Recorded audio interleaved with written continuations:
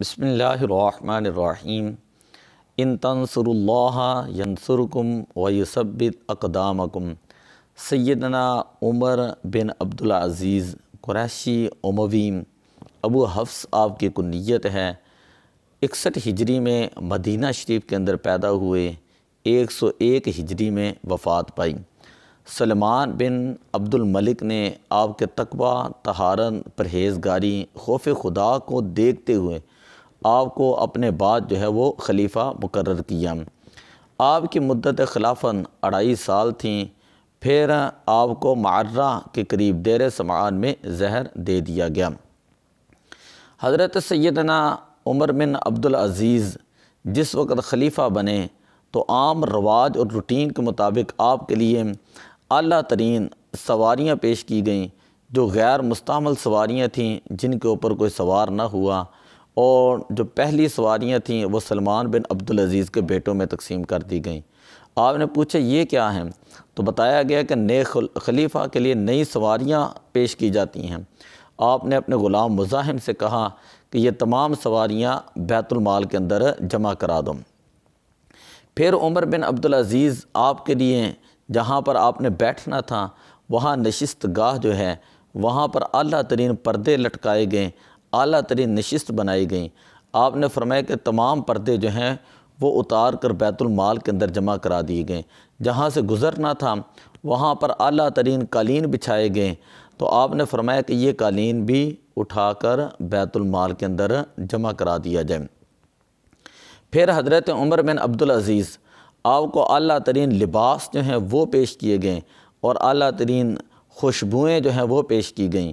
تو آپ نے مزاحم سے کہا، جو آپ کا خادم اور غلام تھا، آپ نے کہا یہ تمام کے تمام نہ میں استعمال کروں گا، نہ یہ وزیر استعمال کریں گے، نہ کوئی استعمال کرے گا، ان کو بیت المال کے اندر جمع کرا دیا جائے۔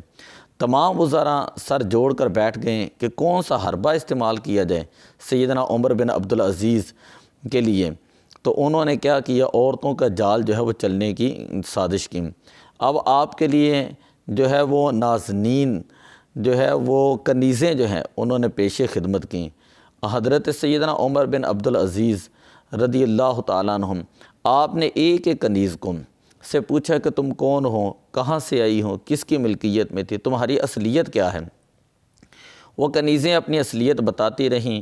حضرت سیدنا عمر بن عبدالعزیز آپ اپنی نگرانی کے اندر ان کو لوگوں کے اندر وہ تقسیم کرتے رہیں۔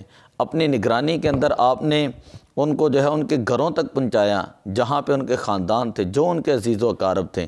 اس طرح آپ نے ان کی وہ دلجوئی بھی فرمائی، اور اس کے بعد آپ 3 دن تک وہ گوشہ نشین ہو گئے۔ آپ سے پہلے جو لوٹ مار کا بازار گرم تھا، ہر طرف ظلم و ستم تھا، 3 دن کے بعد جب آپ گوشہ نشین ہونے کے بعد باہر آئے تو لوگوں نے دیکھا کہ آپ کے چہرے مبارک کا رنگ وہ بدل چکا تھا، خوف خدا کے آثار وہ ظاہر تھے، اور آپ فرما رہے تھے کہ تم لوگوں کے معاملے میں اللہ سے ڈرو، آج کے بعد کوئی کسی کے اوپر ظلم نہیں کرے گا، کسی کے ساتھ زیادتی نہیں ہوگی۔ بنو امیہ کے خاندان کے جو بڑے بڑے لوگ تھے وہ حضرت سیدنا عمر بن عبدالعزیز کا یہ عدل و انصاف دیکھ کر وہ فٹ پاتھوں کے اوپر وہ آ چکے تھے۔ انہیں پتہ چل چکا تھا کہ اب اسلام وہ آ چکا ہے، اب سیاست کے اندر مال کا کوئی عمل دخل نہیں، اب وزراء عیاشی نہیں کر سکیں گے، بلکہ عمر بن عبدالعزیز ان کے تقوی کی مثال وہ ان کا نمونہ بنیں گے۔ حضرت سیدنا عمر بن عبدالعزیز نیک دل حکمران تھے، اور کہا جاتا ہے کہ الناس علی دین ملوکہم، لوگ بادشاہوں کے طور طریقے پر ہوتے ہیں۔ جس طرح کا بادشاہ ہوں، متقی ہوں، پرہیزگار ہوں، لوگ اس کے مطابق ہی اپنے آپ کو فالو کرتے ہیں۔ تو ان تنصروا اللہ ینصرکم، اگر تم اللہ کی مدد کرو گے تو اللہ تعالیٰ وہ تمہاری مدد کرے گا۔